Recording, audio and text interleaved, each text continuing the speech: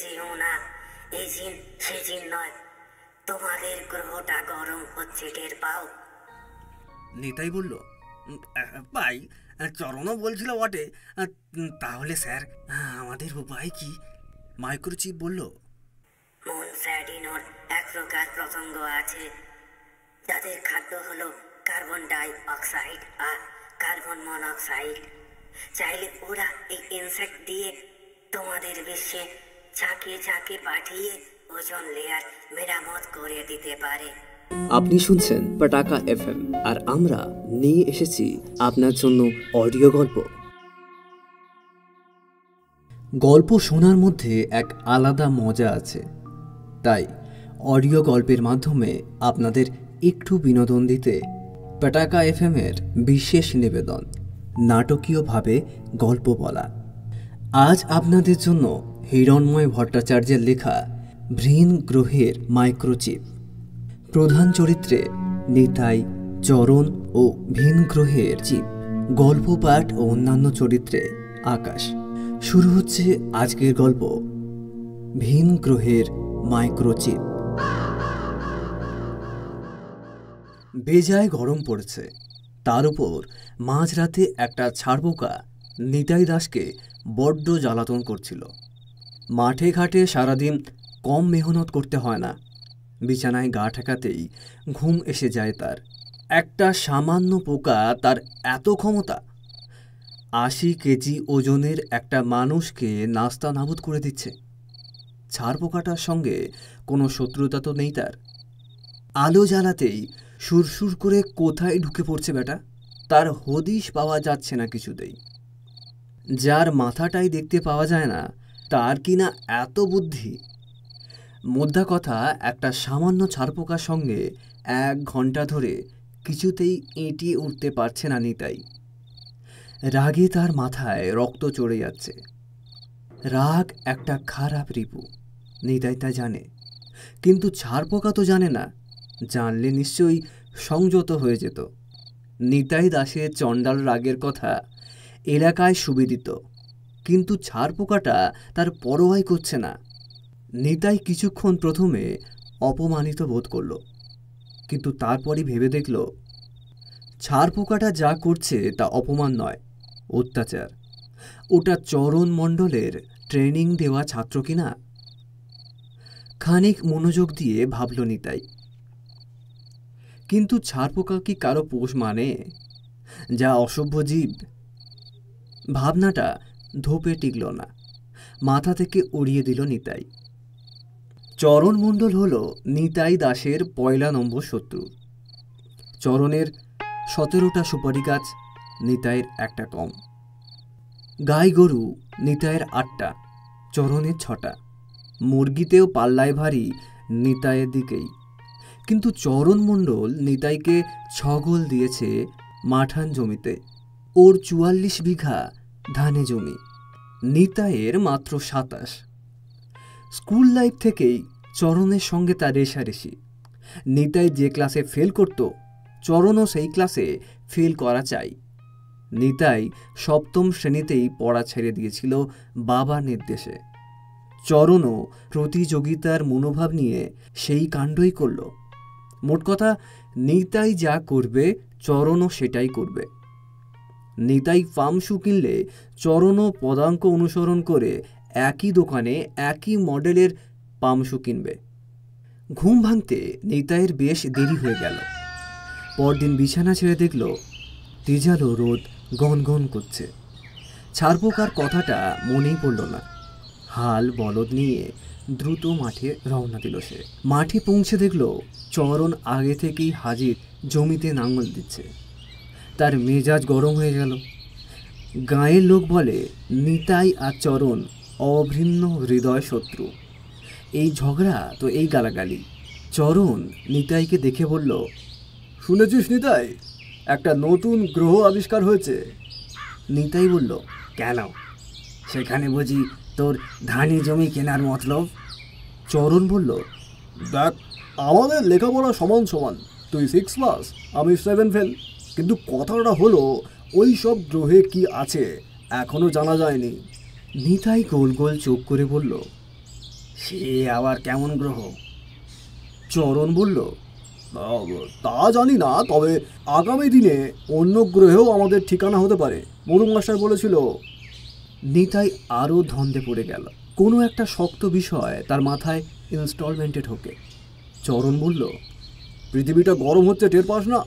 নিতাই বলল, পাবো না কেন, গত রাতেই টের পেয়েছি। গরম বাড়লে কি হয় জানিস? ঘামাচি হয়, কে না জানে। চরণ একগাল তাচ্ছিল্যর হাসি হাসল। তারপর নিতাইকে এক হাত দেওয়ার ভঙ্গিতে বলল, গরম গরম বাড়লে সমুদ্রের জল বাড়ে আর ডাঙ্গা জমি ভাসিয়ে দেয়। নিতাই অবিশ্বাসের ভঙ্গিতে বলল, সমুদ্রের জল অত দূরে আসবে, এই সাঁতগা পর্যন্ত? চরণ বলল, আমিও তাই ভেবেছিলাম, কিন্তু কিন্তু জগাচার মধু মাস্টার বলেছিল নোয়াবাবুর আমলে নাকি একবার মহাপ্লাবন হয়েছিল।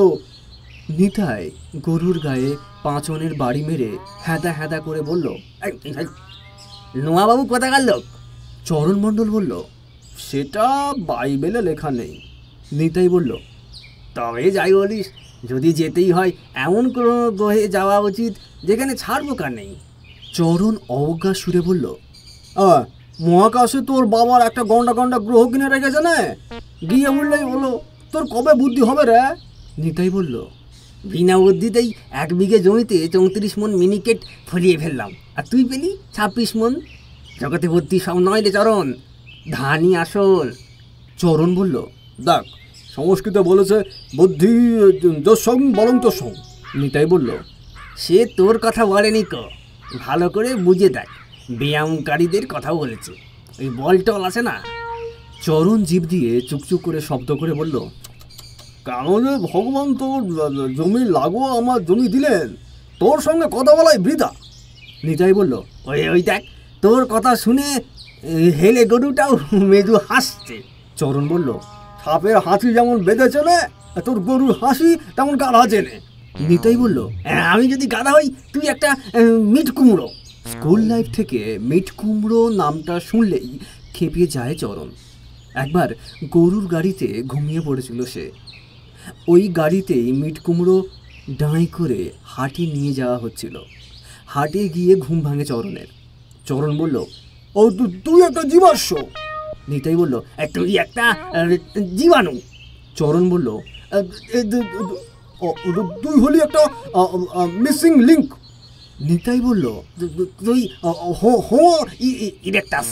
চরণ কথা খুঁজে না পেয়ে বলল, তুই একটা ছাড়বোকা। নিতাই বলল, হ্যাঁ, ছাড় পোকা বলতেই মনে পড়লো, তুই আমার বিছানায় ছাড় পোকা ছেড়ে দিয়েছিস। চরণ অবাক বিস্ময়ে বলল, দেখ, মুখে অনেক কিছুই বলি, কিন্তু এমন কাজ আমি করতে পারি তুই ভাবলি কি করে? ছি, তুই নাকি আমার বন্ধু। হ্যাঁ। নিতাই বলল, রাগ করিস নি, ওটা কাল সারা রাত আমাকে ঘুমোতে দেয়নি। চরণ বলল, ও তাই নাকি? ভালো করে খেয়াল করেছিস ওটা সরকারি নাকি অ্যামেচার? নিতাই বলল, ছাড় পোকা আবার সরকারি হয় নাকি? চরণ বলল, এই দেখ, কিছু জানিস না। রেলের কামরা থেকে যেগুলো আসে ওগুলো কেন্দ্রীয় সরকারের, আর এই 9 মাসে 6 মাসে কামরায় সেগুলো অ্যামেচার। নিতাই মহা ফ্যাসাদে পড়ল। চরণের কথাবার্তা হেয়ালি না রিয়েলি বুঝতে পারল না সে কিছু বুঝে উঠতে না পারলে তার রাগ জমতে থাকে। কিন্তু এখন রাগলে চলবে না। নতুন গ্রহের সুলুক সন্ধান জেনে নিতেই হবে চরণের কাছ থেকে। সেখানে ধান জমির কাটাপতি কী দর যাচ্ছে জানাটা দরকার। ছোটোখাটো গণ্ডগোল নিতাই আর চরণের মধ্যে হামেশাই হয়ে থাকে। আবার মেলায় গিয়ে দুজনে একসঙ্গে পাঁপড় জিলিপি খায়, নাগরদোল্লায় চড়ে। রেগে গেলে নিতাই বালির গাদায় লাথি মারে, দা দিয়ে খচখচ করে ঝোপঝাড় কেটে সাপ করে, পুকুরে সাঁতার কাটে। এইসব হলো তার রাগ প্রশমনের পদ্ধতি। কিন্তু আজ সেসব করার প্রয়োজন হলো না। ভরপেট খাবার খেয়ে ঘুমোতে গেল নিতাই। তোফা ঘুম এসে গিয়েছে, কিন্তু একটা চাপা ফিসফিস গলায় আওয়াজে ঘুমটা চটকে গেল।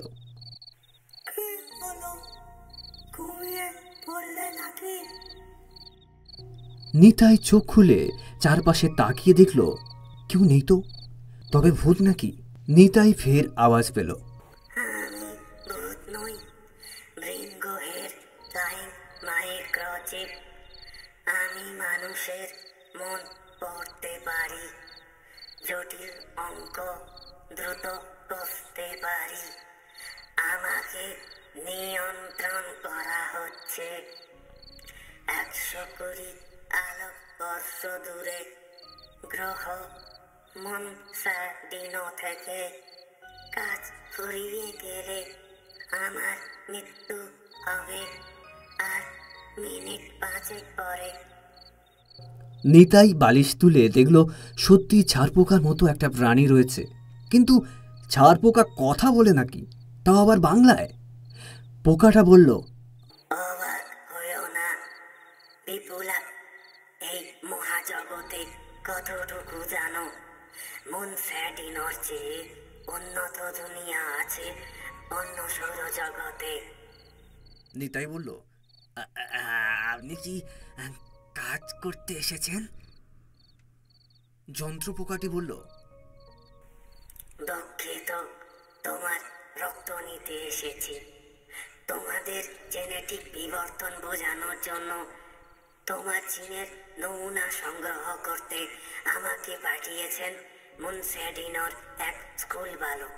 ক্লাস 4-এ ওখানে থিসিস পেপার জমা দিতে হয়, তবে ক্লাস 5-এ ওঠা যায়। এমিলের থিসিস বিষয় বিশ্ব মানবিক বিবর্তন। নিতাই বলল, জিন মানে তো ভূত। আমার দেহে ভূত আসবে কোত্থেকে? সব বাজে কথা, আমার কিন্তু রাগ হয়ে যাচ্ছে। পোকাটি বলল, রেগে যেও না, এই জিন সে জিন নয়। তোমাদের গ্রহটা গরম হচ্ছে, টের পাও? নিতাই বলল, ভাই চরণও বলছিল বটে, তাহলে স্যার আমাদের উপায় কি? মাইক্রোচিপ বলল, মনসাডিনোর এক প্রকার পতঙ্গ আছে যাদের খাদ্য হলো কার্বন ডাই অক্সাইড আর কার্বন মনোক্সাইড। চাইলে ওরা এই ইনসেক্ট দিয়ে তোমাদের বিশ্বে ঝাঁকে ঝাঁকে পাঠিয়ে ওজন লেয়ার মেরামত করে দিতে পারে।